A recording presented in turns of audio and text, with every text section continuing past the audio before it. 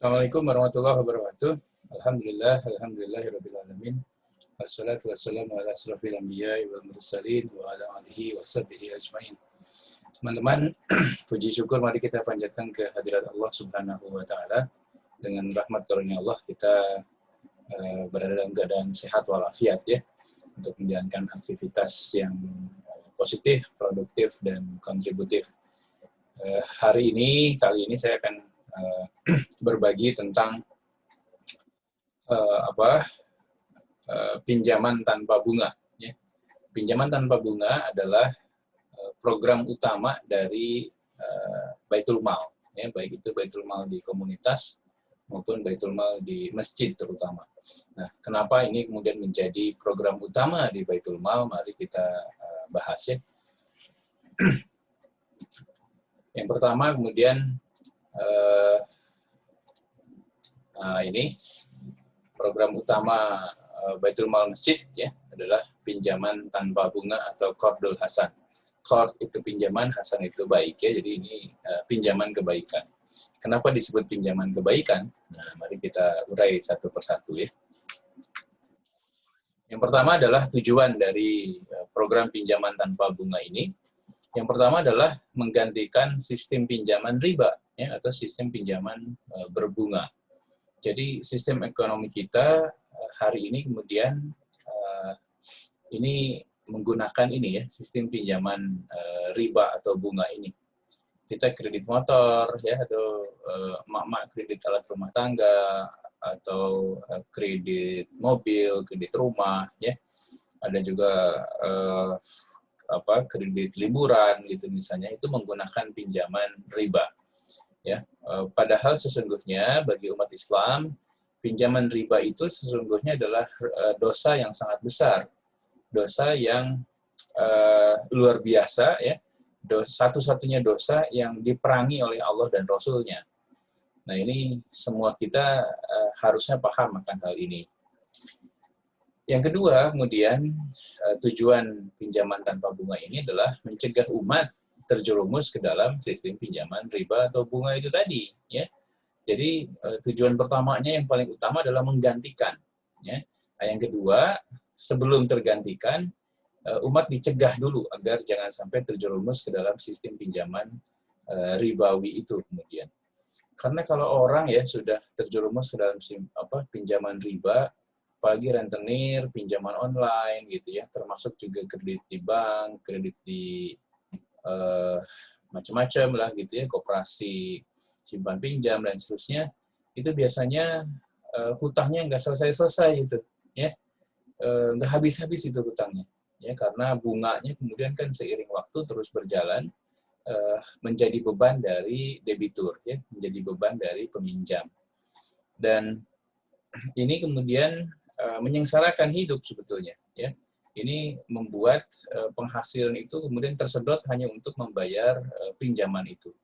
Banyak sekali cerita ya, beberapa waktu lalu ya, belum lama saya ada cerita seorang ibu yang mengeluh karena uang pensiun dari suaminya justru habis ya untuk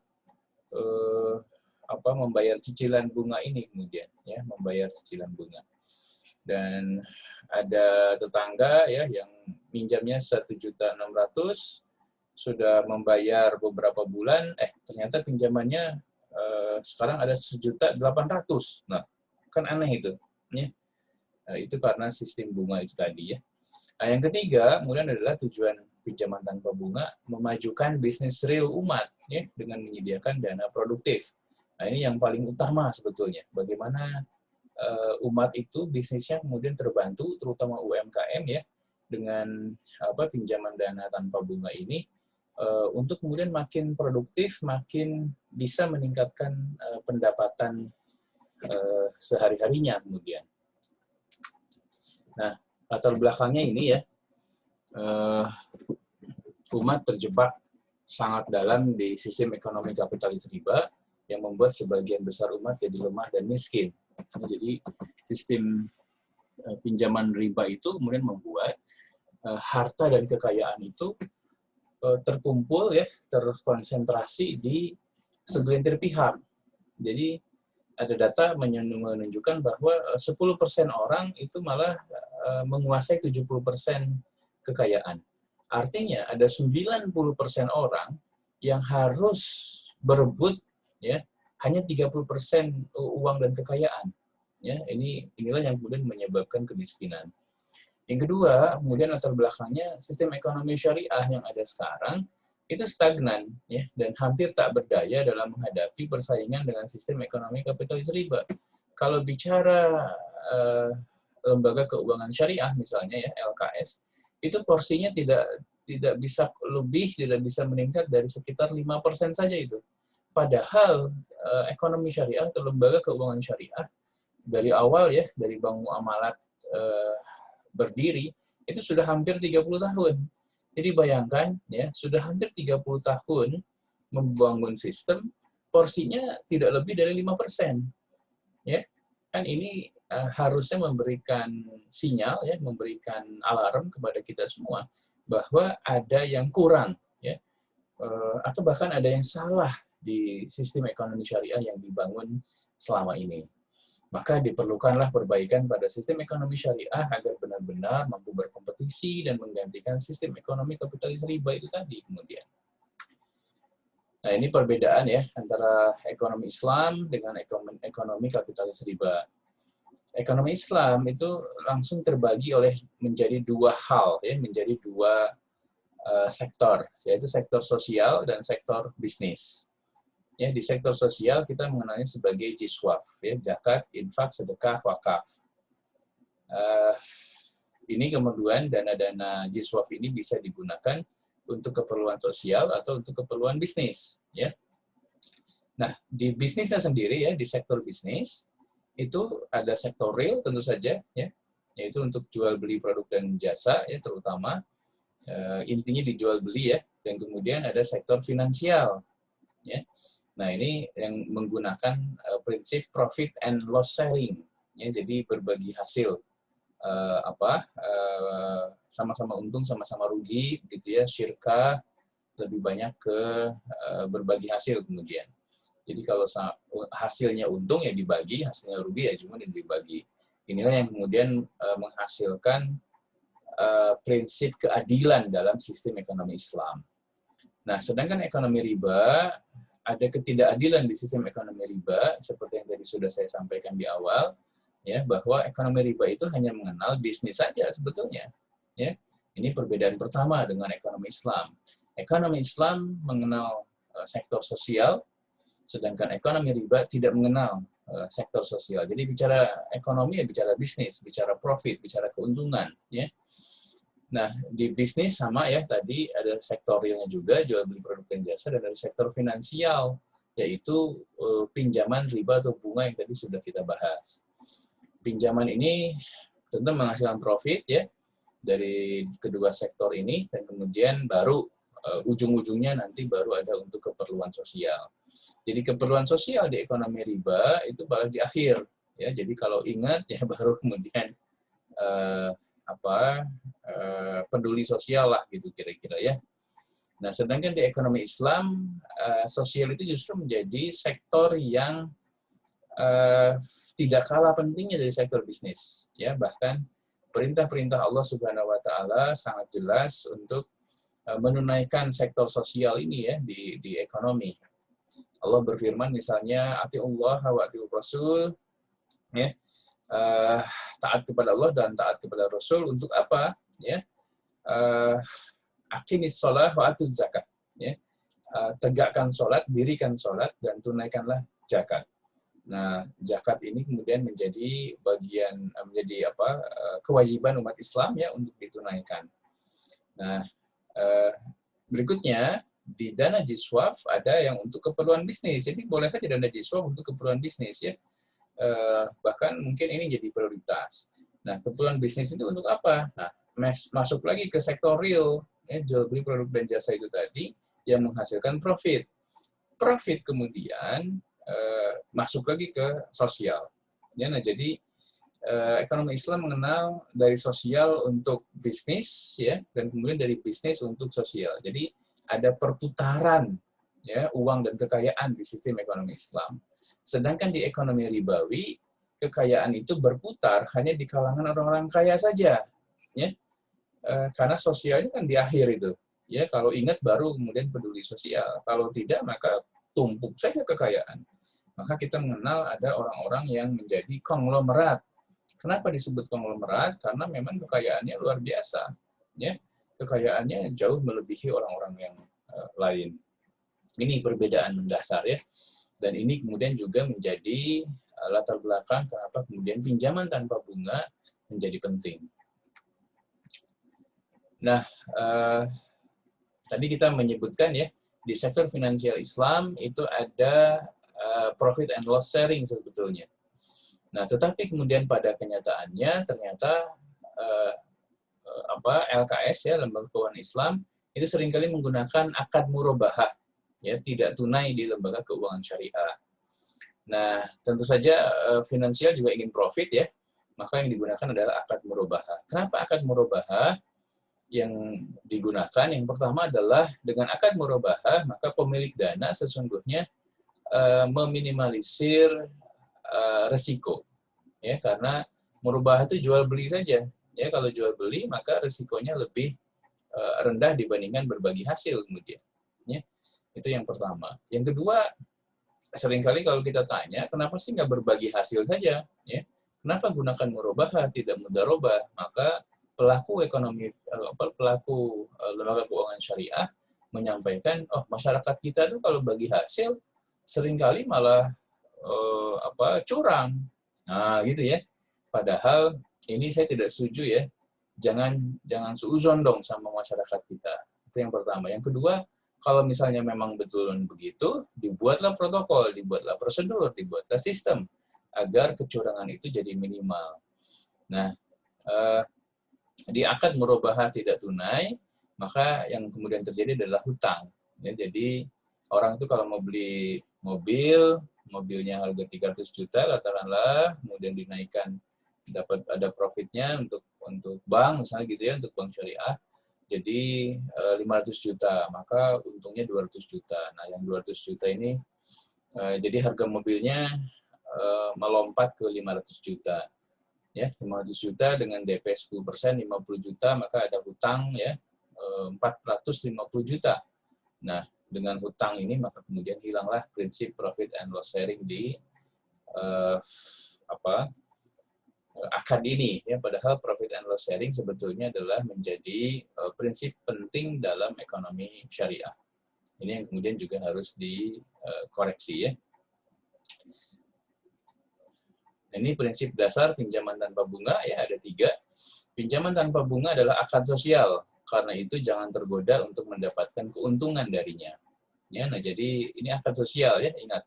Maka tadi menggunakan jiswaf ya nantinya. Yang kedua adalah pinjaman tanpa bunga betul-betul ingin membantu debitur untuk mendapat solusi masalah dan meraih kemajuan usahanya. Jadi memang untuk bantu, namanya juga sosial ya. Tentu saja untuk bantu gitu. Dan yang ketiga, pinjaman tanpa bunga adalah alat dakwah untuk membentuk image bahwa ekonomi Islam adalah ekonomi yang berkah dan kuat. Ya. Dengan pinjaman tanpa bunga tentu saja orang senang berinteraksi dengan ekonomi Islam ya. Karena kemudian diuntungkan sekali kemudian. Nah, ini pinjaman tanpa bunga adalah instrumen yang tepat untuk melawan dan menggantikan sistem pinjaman riba. Ya. Sederhananya, kalau kita beli motor harga 15 juta, Anda kira-kira mau pilih yang mana? Ya, kalau dengan riba, maka mungkin 15 juta itu jadi, katakanlah jadi 18 juta. Ya. Maka Anda harus membayar lebih 3 juta. Itu namanya riba. Dan dengan riba itu malah Anda masuk ke dalam jerat dosa itu ya, dosa yang sangat besar. Jadi dengan sistem ekonomi riba ya, debitur itu kemudian harus membayar lebih mahal plus harus menanggung dosa yang sangat besar juga. Ya. Nah, kalau dengan Qardul Hasan harga motor 15 juta ya dibayar 15 juta juga gitu. Ya, sehingga pemilik motor nantinya sangat diuntungkan karena ya harga membayar sesuai dengan harganya, kemudian bisa dicicil juga sama ya. Dan yang ketiga adalah justru ini adalah sebuah transaksi yang halal, ya, bukan transaksi yang haram kemudian. Nah, dengan qardul hasan itu juga adalah bagian dari ibadah, ya. Sedangkan pinjaman riba adalah bagian dari maksiat. Nah, Anda mau pilih mana kemudian, ya? Qardul hasan itu sudah tidak mesti ada tambahan keuntungan ya untuk pemilik dana, dan juga kemudian halal. Sedangkan yang riba harus membayar lebih mahal plus haram pula kemudian, ya. Nah, qardul hasan itu sosial ya, ingat, sedangkan pinjaman bunga adalah komersial. Sehingga yang keempat, qardul hasan fokusnya benefit ya, manfaat untuk masyarakat, untuk umat. Sedangkan pinjaman riba fokusnya tujuannya adalah mendapatkan profit. Yang kelima, biayanya murah tentu saja ya, bahkan tadi hampir nggak ada biaya karena tidak ada tambahan keuntungan untuk pemilik dana. Sehingga ini membuat yang pinjaman riba menjadi mahal. Nah, pinjaman tanpa bunga diperuntukkan untuk berbagai macam hal ya. Ada 3 tentu saja. Yang pertama bisa untuk emergency, silahkan ya. Bisa untuk berobat, sekolah, untuk menangani musibah dan seterusnya. Itu dimungkinkan. Dan kemudian bisa juga untuk produksi tentu saja. Ya, artinya produksi itu ya untuk modal usaha, untuk biaya proyek, untuk investasi, dan lain-lain silahkan ya. Nah, pinjaman tanpa bunga juga bisa untuk konsumsi, pembelian alat rumah tangga, HP, laptop, dan lain-lain. Tadi contohnya motor ya, yang tadi saya sampaikan, itu memungkinkan juga. Jadi peruntukannya sangat luas ya, seperti juga peruntukan pinjaman dengan bunga. Nah, gitu ya. Pinjaman dengan bunga, kan kita juga bisa tuh mendapatkan pinjaman untuk emergency, untuk biaya sekolah misalnya ya, untuk biaya berobat ya. Kalau ada jaminannya, lembaga keuangan riba tentu saja mau memberi pinjaman itu. Untuk produksi jelas ya, untuk modal usaha riba juga memberikan. Untuk konsumsi lebih-lebih lagi ya, lebih banyak di sini malah untuk konsumsi. Itu sebabnya pinjaman tanpa bunga itu diperuntukkan untuk 3 hal ini. Kenapa? Karena pinjaman tanpa bunga harus dapat menggantikan fasilitas yang selama ini diberikan oleh pinjaman dengan bunga, ya, dengan riba itu, agar kemudian masyarakat bisa beralih ke pinjaman tanpa bunga. Ini sasarannya ya, seperti juga pinjaman berbunga, sasarannya untuk semua kalangan tentu saja ya. Di kalangan bawah ada rentenir ya, dengan bunga yang sangat tinggi ya, bisa 20% sebulan, ada pinjaman online yang bisa 1% per hari, itu artinya 30% sebulan ya.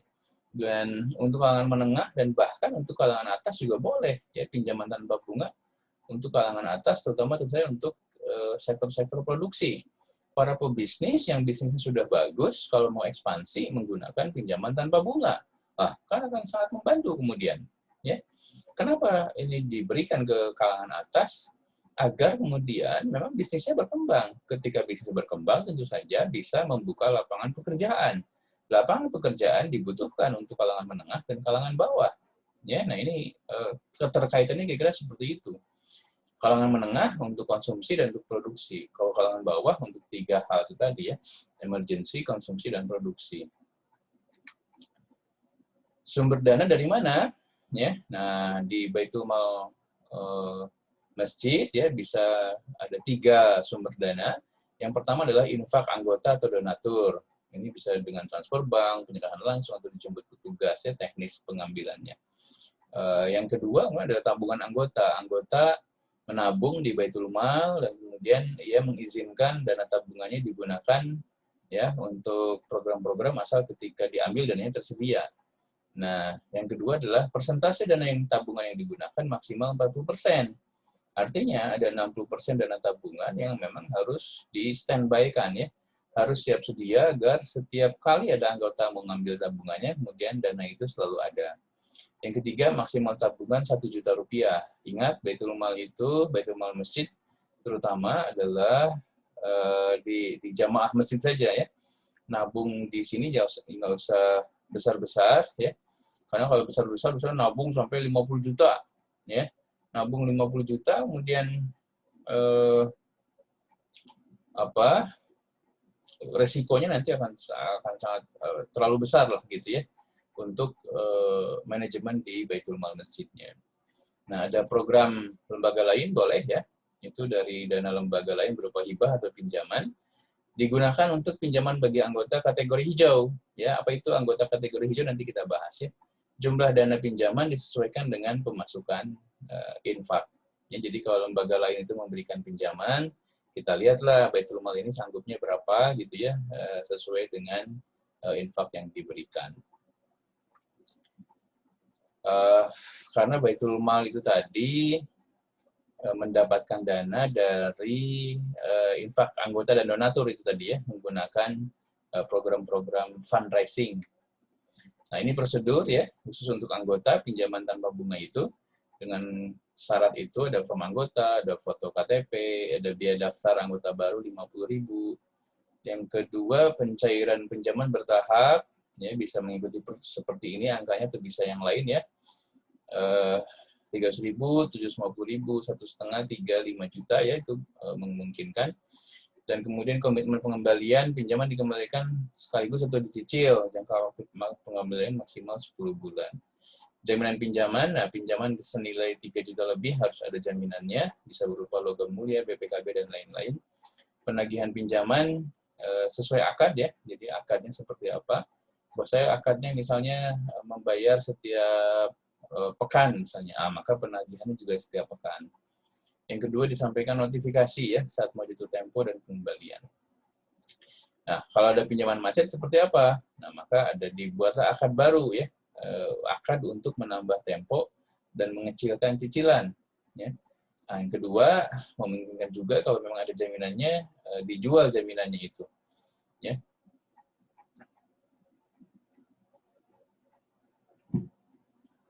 Yang ketiga, memungkinkan ada pembebasan pinjaman karena ada alasan yang syar'i. Alasan syar'i itu misalnya peminjam meninggal dunia atau kena musibah ya, atau uzur yang berkepanjangan ya, maka itu dipersilahkan untuk pembebasan pinjaman ini sesuai dengan Quran surat Al-Baqarah ayat 280 ya. Jadi kalau yang minjam itu dikasih tempo, kalau tidak bisa membayar disedekahkan saja. Yang keempat, kemudian kalau ada pinjaman macet dicari sampai ketemu ya. Jadi harus karena mengawal dengan baik-baik ya, mari kita diselesaikan pinjaman ini juga dengan baik-baik. Nah, ini tadi ada kategori anggota ya, ada kategori anggota yang anggota hijau, anggota kuning, anggota merah. Ya, ini ada 5 parameternya. Sedekah ya, berdasarkan sedekah seperti apa, apakah rutin, harus diingatkan atau jarang ya. Ikut program edukasinya seperti apa, apakah disiplin mengikuti ya, mengikuti saja tanpa ikut menyebarkan. Setelah jadi anggota malah tidak pernah atau enggak ikut. Nah, ini yang merah ya. Jarang silaturahim ya. Yang ketiga, jenis pinjaman. Yang hijau itu bisa untuk semua tadi ya, bisa untuk produksi, emergency, dan konsumtif ya. Sedangkan yang kuning untuk konsumtif dan emergency saja ya. Nah, sedangkan yang merah itu untuk biasanya untuk menutup hutang riba. Ya, kalau untuk hutang riba biasanya sih kita betul-betul lihat ya, harus waspada betul itu. Karena kalau orang sudah kena riba, aduh susah ya ininya. Taubatnya susah juga itu. Yang keempat, pengembalian pinjaman ya sesuai komitmen, tak perlu ditagih, harus ditagih penjadwalan ulang. Ya, yang kuning, yang merah itu macet. Terus ingin jadwal ulang ya. Yang parameter komunikasi, kalau yang hijau lancar tentu saja ya, kalaupun ada masalah terus berkomunikasi dengan baik. Kalau yang kuning kurang lancar, harus dihubungi ya, dan seterusnya. Sedangkan yang merah itu tidak bisa dihubungi. Biasa itu ya. Nah, itulah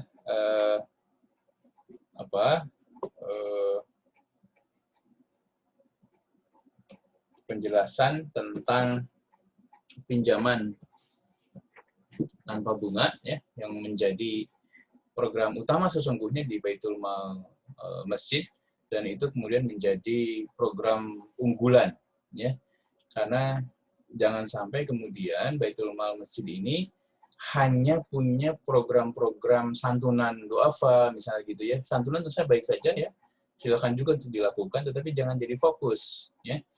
Karena kalau santunan tidak memperbaiki, memang membantu fakir miskin ya, tapi tidak memperbaiki struktur ekonomi ya, yang menjadi penyebab dari fakir miskin itu ada dan bertambah banyak kan sistem ekonomi kapitalis riba.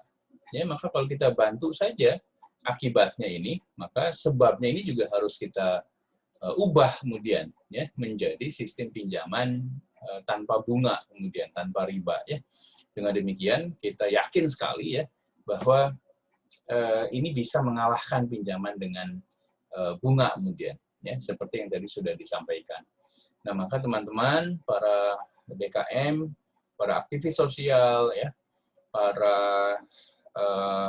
pimpinan-pimpinan umat, para tokoh masyarakat, ayo sama-sama kita bergerak bersama di gerakan Baitul Mal Masjid. Ya, ayo kita dirikan Baitul Mal.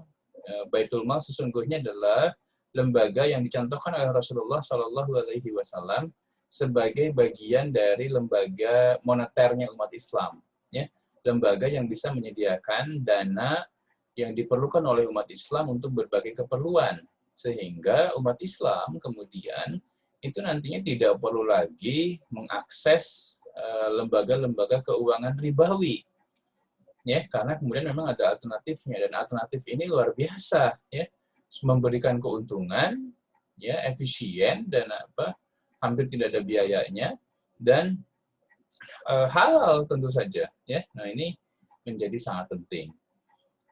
Itu sebabnya teman-teman, ya, mumpung kita masih punya kesempatan, ayo sama-sama, ya, ayo kita dirikan Baitul Mal di masjid kita, bisa di sekolah kita juga bisa, di kampus juga bisa sebetulnya ya, di lingkungan RW juga bisa, di RT juga bisa, di majelis taklim apalagi ya, di alumni sekolah juga memungkinkan. Ayo ya kita dirikan Baitul Mal ini di berbagai entitas kemudian ya, dan kita kemudian nanti bisa berjejaring sehingga masing-masing Baitul Mal bisa saling kenal, bisa saling bantu, bisa saling kuatkan kemudian ya. Dan kita berharap nanti ada kolaborasi besar antar Baitul Mal ini untuk bisa kita membuat karya-karya besar ya. Kalau kita ada program misalnya pencetakan sawah misalnya ya, maka cetak sawah itu bisa menggunakan dana dari banyak Baitul Mal ya, bukan dari 1-2 Baitul Mal, tapi dari banyak Baitul Mal. Nah, ini akan membuat sebuah karya umat menjadi solusi, menjadi lokomotif kemajuan umat yang luar biasa. Bismillah ya. Bagi yang berminat silahkan kontak saya di nomor telepon 0813 80 19 54 54. Saya ulang ya, 0813 80 19 54 54. Terima kasih banyak. Saya mohon maaf apabila ada kata dan presentasi tadi yang kurang atau salah. Itu tentu saja berasal dari kesalahan dan kekurangan saya. Semoga ini bisa bermanfaat dan bisa diberkahi dan dirahmati oleh Allah Subhanahu wa Ta'ala. Terima kasih. Saya Supardili. Assalamualaikum warahmatullahi wabarakatuh.